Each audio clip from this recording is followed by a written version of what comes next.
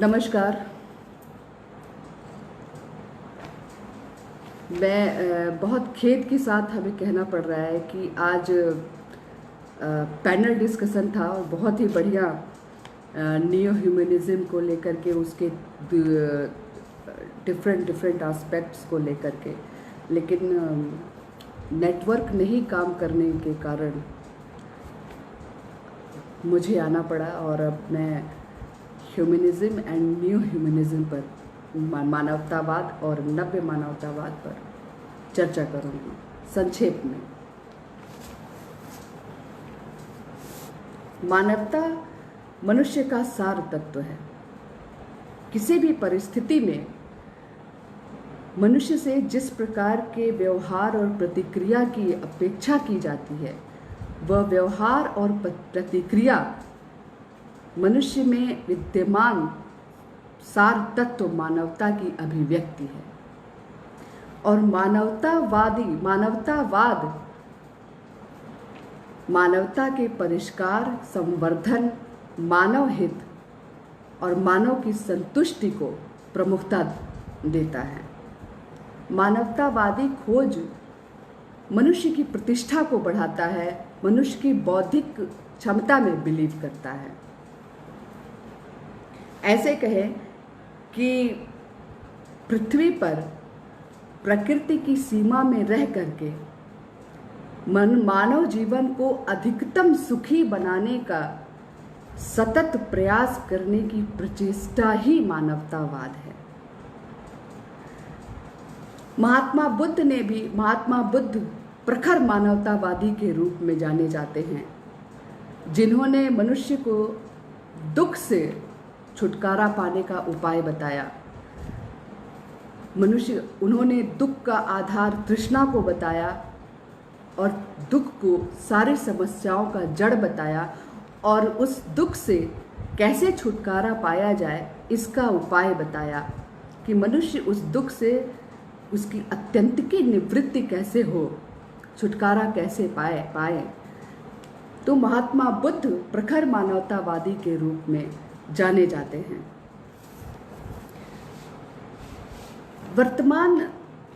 लेकिन उसके बाद रोम साम्राज्य के पतन के बाद जब क्रिश्चियन चर्च का अभ्युदय हुआ, तो अपने अभ्युदय के साथ साथ क्रिश्चियन उस वक्त के प्रोग्रेसिव थ्योरीज, जो बौद्धिक स्तर पे जो प्रभावित करने वाली जो रचनाएं थीं, जो दार्शनिक, प्राचीन दार्शनिक अरस्तु, सिसरोड जैसे जो दार्शनिक थे, उनकी जो रचनाएं थी जो बहुत प्रोग्रेसिव थी, उन पर दमन करना शुरू कर दिया और क्रिश्चियन चर्च के अंदर जो डॉगमास थे, अंधविश्वास थे, उनका आरोपण प्रारंभ कर दिया। तो मनुष्य के बौद्धिक विकास की जगह दैवी ज्ञान, अलौकिक ज्ञान, ईश्वर, सत्ता, स्वर्ग, नरक, इन सब बातें महत्वपूर्ण हो गई और मनुष्य का सुख, मनुष्य की इच्छा, ये गौड़ हो गई। इसीलिए 500 AD टू 14th सेंचुरी तक के कालखंड को डार्क एज कहा गया है। इस कालखंड में कोई भी ऐसा विचारक या विचार नहीं आया जो बौद्धिक स्तर पे प्रभावित कर सके। लेकिन कालांतर में कुछ लोग सामने आए, उन्होंने वीणा उठाया, रोम और यूनान के पुस्तकालयों को खोज करके वो रचनाएं निकाली जिनको मृतप्राय कर दिया गया था, जिनका दमन कर दिया गया था। उन रचनाओं को निकाला और उसे प्रकाशित करवाया, फिर जन साधारण को सहज सुलभ करवाया। इसमें प्रमुख योगदान इटालियन दार्शनिक फ्रांसेस्को पेट्रार्क का है, इसीलिए उनको फादर ऑफ ह्यूमनिज्म कहा जाता है। कहा जाता है कि यही पुनर्जागरण काल की शुरुआत थी। कहा जाता है कि पुनर्जागरण की शुरुआत इटली के फ्लोरेंस सिटी से हुआ था और पेट्रार्क के साथ साथ कोलोसियो, निकोलो डी निकोली, पोगियो, ब्रासियोलिनी, ये सब जो विचारक थे, उन्होंने महत्वपूर्ण योगदान दिया सारे पुस्तकालयों में से खोज खोज करके उन रचनाओं को निकाला और जनसाधारण को सुलभ कराया। उसके बाद कैथोलिक धर्मशास्त्री एरास्मस, डेसिडेरियस एरास्मस ने, उन्होंने भी अपने समय में व्याप्त जो चर्च में कमियां थी, जो चर्च की नीति शास्त्र थे, उनकी मुखर आलोचना की और बुद्धि की स्वतंत्रता को प्रोत्साहित किया। उस वक्त मनुष्य की स्वतंत्रता बहुत सीमित हो गई थी, स्वर्ग नरक की ही बात महत्वपूर्ण हो गई थी। तत्कालीन समय में जो पोप थे, आप सोचिए कि क्या क्या विडंबना थी। जो पोप थे वो स्वर्ग और नरक का टिकट बांटते थे। सोचिए कितने बौद्धिक संकट से मानव समाज गुजर रहा था उस वक्त। तो इससे मुक्त करने के लिए उस वक्त के कुछ सुधारवादी लोग सामने आए, जिनको अगर मानवतावादी कहा जाए तो बहुत अच्छा होगा, क्योंकि उन लोगों ने मनुष्य के बारे में सोचना शुरू किया और मनुष्य की बुद्धि में विश्वास करने की बातें वो करने लगे। तो 1486 में एक book I, the origin of dignity of man, जिसमें दार्शनिक, इटालियन दार्शनिक पिक्का मिरांडेला ने कहा कि ये मनुष्य जो है वो भगवान ने ही बनाया है, तो इसलिए मनुष्य श्रेष्ठ है और ये श्रेष्ठ मनुष्य अपनी बौद्धिक क्षमता का प्रयोग करके कुछ भी कर सकने के लिए स्वतंत्र है, किसी का दखल नहीं होना चाहिए, क्योंकि अगर वो भगवान श्रेष्ठ है तो उसके द्वारा बनाया गया ये मनुष्य भी श्रेष्ठ है। और ये जो किताब, ये बुक जो थी, ये मानवतावादियों के लिए मूल रचना साबित हुई। इसके बाद पुनर्जागरण काल, जो सांस्कृतिक बौद्धिक आंदोलन था, उसके आखिरी चरण में वैज्ञानिक आविष्कार होने शुरू हो गए। कॉपरनिकस ने एक हेलियोसेंट्रिक मॉडल को प्रस्तुत करते हुए कहा कि सूर्य जो है विश्व के केंद्र में है, और उनके इस खोज को जियोर्डानो ब्रूनो ने आगे बढ़ाया और उन्होंने उस वक्त के में चर्च की व्याप्त कमियों को, नीति शास्त्र की आलोचना की और विभिन्न प्रकार के जो धार्मिक विश्वास थे उनमें सहिष्णुता की बात की, जिसके परिणाम स्वरूप ब्रूनो को जिंदा जला दिया गया। ये मैं बता रही हूँ कि कैसे बाद आगे बढ़ा। उसके बाद गैलीलियो ने आकर के कॉपरनिकस की खोजों की पुष्टि की और ऐसे आविष्कार किए जिसमें एक सिस्टमैटिक कॉस्मस के बारे में जनसाधारण को अवगत कराया, और ये बहुत ही क्रांतिकारी परिवर्तन था। ये जो आविष्कार हो रहे थे, ये चर्च द्वारा जो डॉगमा फैलाया गया था उसको खोल के रख दे रहे थे। ये एक इनलाइटनमेंट के एक नए युग की शुरुआत थी। तो ये जो आविष्कार हो रहे थे, ये धार्मिक मान्यताओं के प्रति जो आलोचना थी उसको मुखर कर रहे थे, उस मुखर आलोचना होने लगी थी। अब दैवीय ज्ञान विश्वास किया जाने लगा। इसी क्रम में अंग्रेज समाज सुधारक जर्मी बेंथम, उन्होंने कहा कि चर्च को राज्य से अलग हो जाना चाहिए, चर्च का दखल राज्य में नहीं होना चाहिए, व्यक्ति को वैयक्तिक और आर्थिक स्वतंत्रता मिलनी चाहिए, महिलाओं को समान अधिकार मिलना चाहिए और अधिकतम मनुष्यों को अधिकतम सुख देने की बात कही। इसके बाद बहुत सारे विचारक आए, हॉब्स, लॉक, रूसो, जिन्होंने व्यक्ति की सर्वोच्चता को स्वीकार किया, हेगल, फेयरबाख, जिन्होंने भौतिक रूप से मनुष्य के भौतिक सुख को ही चरम सुख माना और कहा कि इस भौतिक सुख को जितना अधिक से अधिक मनुष्य को उपलब्ध कराया जाए उतना अच्छा है। इसी क्रम में कार्ल मार्क्स ने द्वंद्वात्मक भौतिकवाद की रचना की। अपने समय में जो उनके समय में जो समाज व्यवस्था थी, उससे क्षुब्ध होकर कार्ल मार्क्स ने यह अनुभव किया कि धर्म, राज्य और पूंजीपतियों के शोषण से जनसाधारण स्पेशली जो मजदूर वर्ग है वो बहुत त्रस्त है।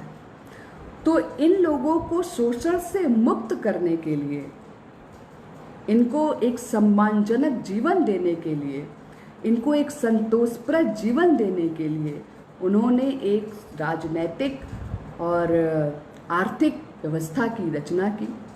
लेकिन ये मानवतावादी प्रयास रुके नहीं यहाँ पे।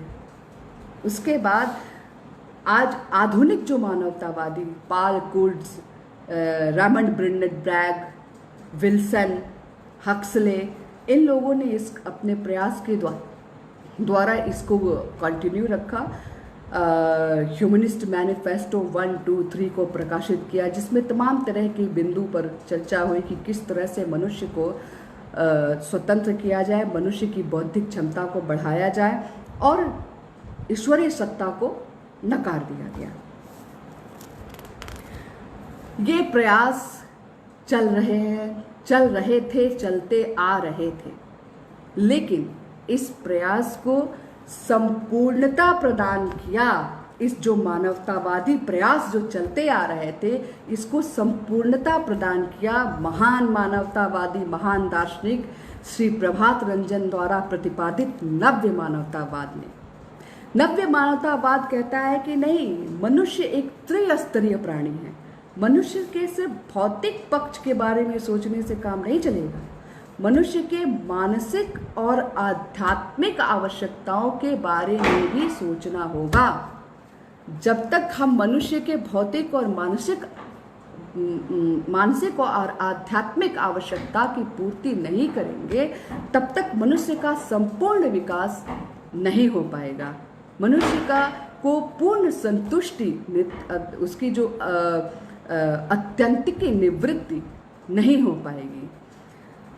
भौतिक स्तर पर मनुष्य की ज़रूरतें होती हैं, उनकी न्यूनतम आवश्यकताएं। मानसिक स्तर पर उनकी ज़रूरतें होती हैं, पढ़ना, लिखना, इन्वेंशन, प्रयोग, ललित कलाओं, बहुत सारी चीज़ें। और आध्यात्मिक स्तर पर उसकी आवश्यकता है परम आनंद की प्राप्ति, और उसी आनंद में प्रतिष्ठित होना ही मनुष्य का सर्वोच्च लक्ष्य है। तो नव्य मानवतावाद को संपूर्णता प्रदान करता है। नव्य मानवतावाद ये कहता है, ये बताता है कि ये सृष्टि, श्री पी.आर. सरकार ने कहा कि ये सृष्टि, ये विश्व ब्रह्मांड एक संरचना है और प्रत्येक संरचना का एक केंद्र होता है। ठीक उसी तरह इस विश्व ब्रह्मांड जो संरचना है, इसका भी एक केंद्र है जो आनंद घन चैतन्य सत्ता है। और वो आनंद घन चैतन्य सत्ता, ये समस्त सृष्टि उस आनंद घन चैतन्य सत्ता का ही विकास है स्थूल पदार्थ के रूप में। और ये समस्त सृष्टि उसी वृहत के आकर्षण में बधी उनकी तरफ चल रही है।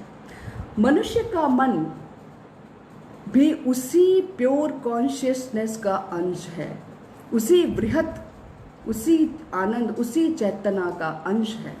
उस चेतना का सबसे अधिक प्रभाव मनुष्य के मन पर पड़ता है। तो मनुष्य का मन उसी आनंद की खोज में है और उसी आनंद को प्राप्त करने की इच्छा को धारण करके मनुष्य मन का अस्तित्व बना हुआ है। और इसी इच्छा को ही मनुष्य का धर्म कहते हैं। बहुत युक्तिसंगत व्याख्या नव्य मानवतावाद में की गई है, जबकि मानवतावाद में सिर्फ मनुष्य के भौतिक पक्ष को लेकर के बात की गई कि भौतिक सुख को ही चरम सुख माना गया, भौतिक सुख को ही केंद्र में, मानव जीवन के केंद्र में रखा गया और कहा गया कि भौतिक सुख मिलने से मनुष्य सुखी हो जाएगा, खुश होगा, संतुष्ट होगा। श्री प्रभात रंजन सरकार ने कहा नहीं, ऐसा नहीं है। मनुष्य की भौतिक की पराकाष्ठा होने पर भी मनुष्य के मन से अभाव बोध कम नहीं होगा। क्यों? क्योंकि मनुष्य का मन निरंतर चलना नहीं होगा, कभी खत्म ना हो, इस तरह के सुख की इच्छा करता है। और आनंद सूत्रम में बाबा ने कहा है, सुखम अनंतम आनंदम, जिस सुख का कभी अंत नहीं है वही आनंद है। तो नव्य मानवतावाद ऐसी परिस्थिति का निर्माण करता है जिसमें मनुष्य अपने भौतिक और मानसिक आवश्यकताओं की पूर्ति से निश्चिंत होकर के अपनी आध्यात्मिक पिपासा को शांत कर सके। नव्य मानवतावाद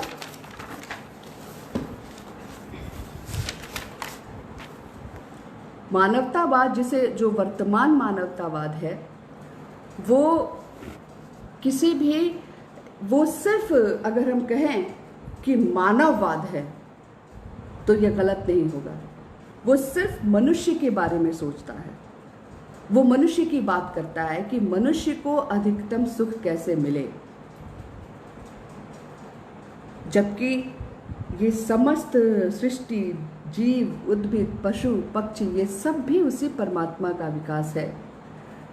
इन सब के बारे में भी सोचना होगा। ऐसे कुछ मानवतावादी हुए भी जिन्होंने जब वो पब्लिक में स्पीच देते थे मनुष्य की दुर्दशा पर, मनुष्य की दुर्गति पर और उसके समस्याओं का समाधान बताते हुए जब वो भाषण देते थे, स्पीच देते थे, तो उनकी आंखों से आंसू बहने लगता था।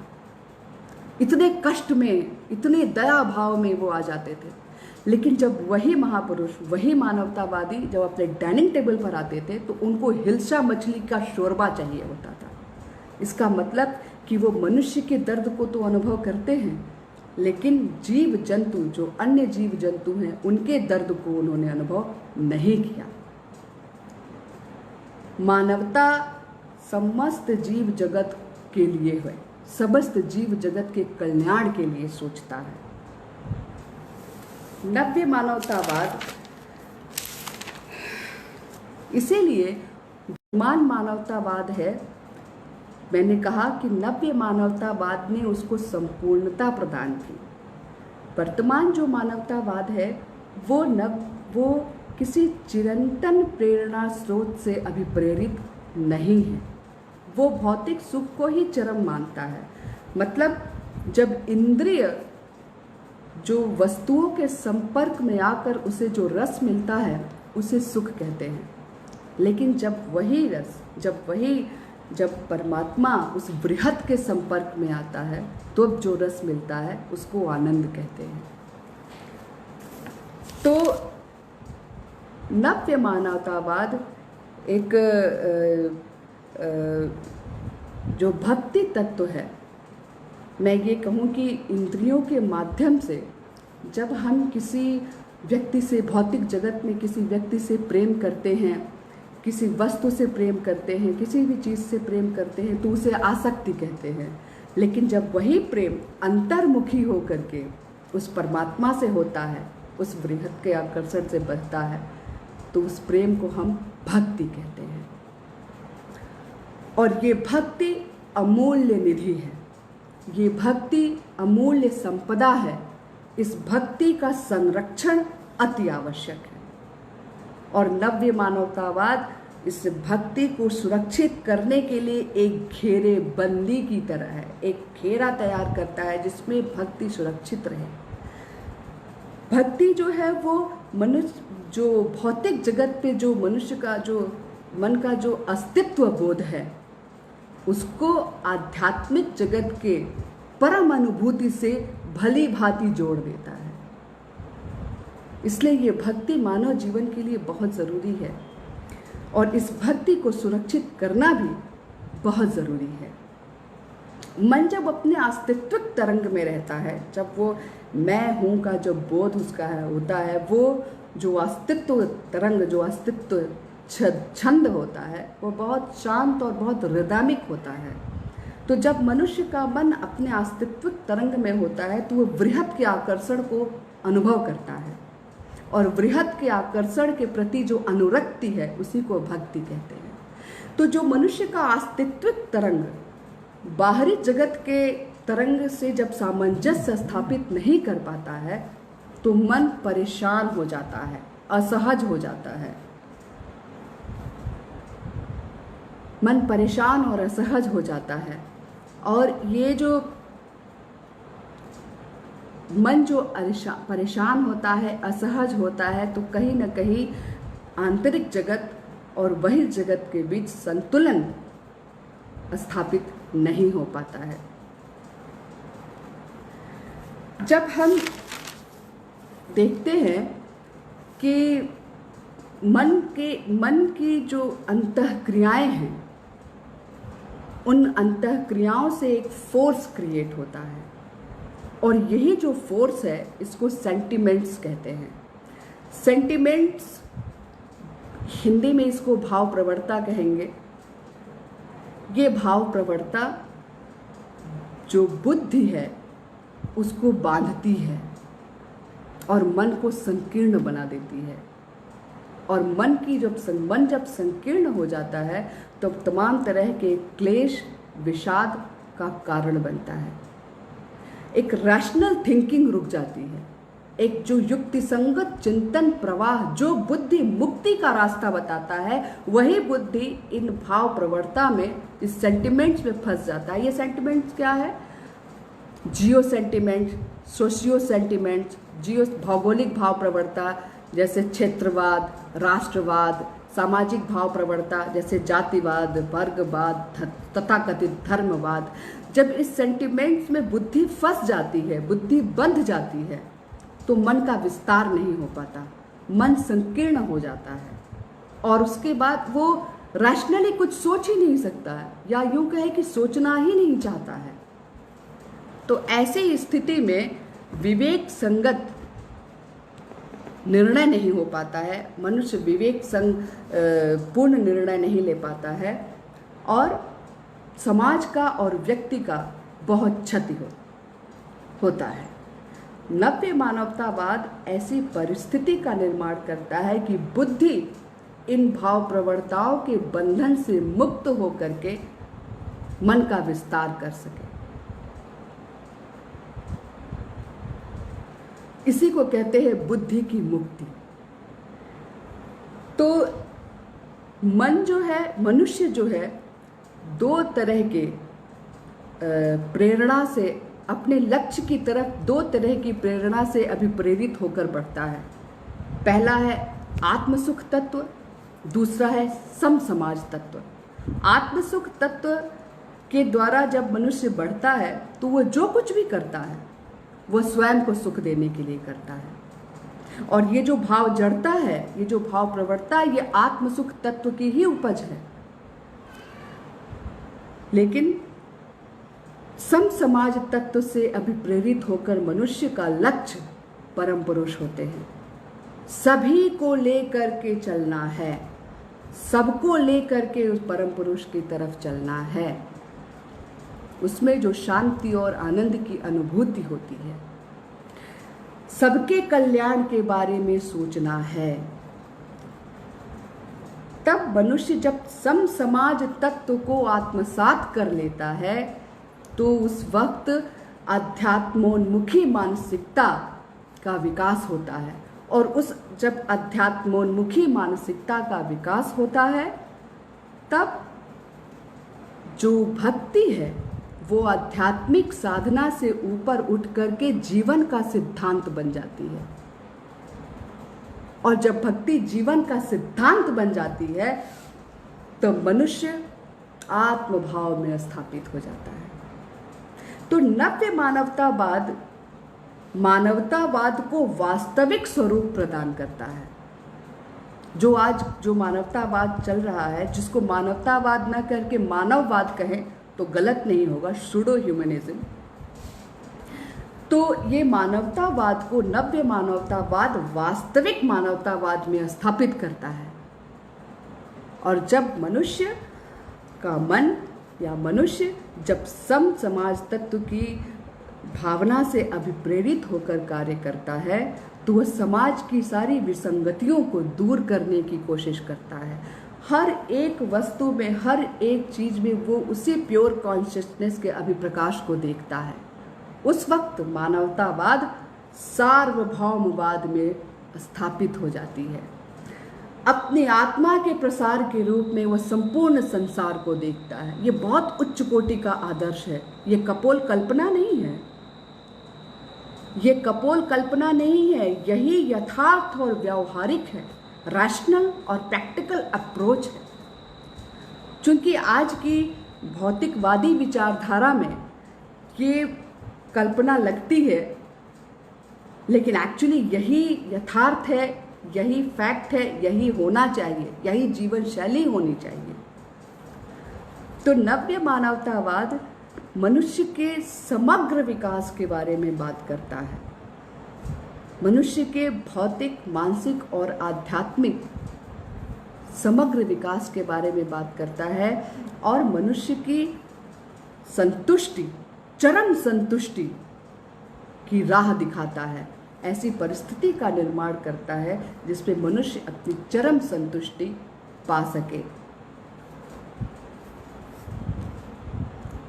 तो नव्य मानवतावाद अपने आप में संपूर्ण है और मानव कल्याण के लिए इससे अच्छी कोई विचारधारा हो नहीं सकती।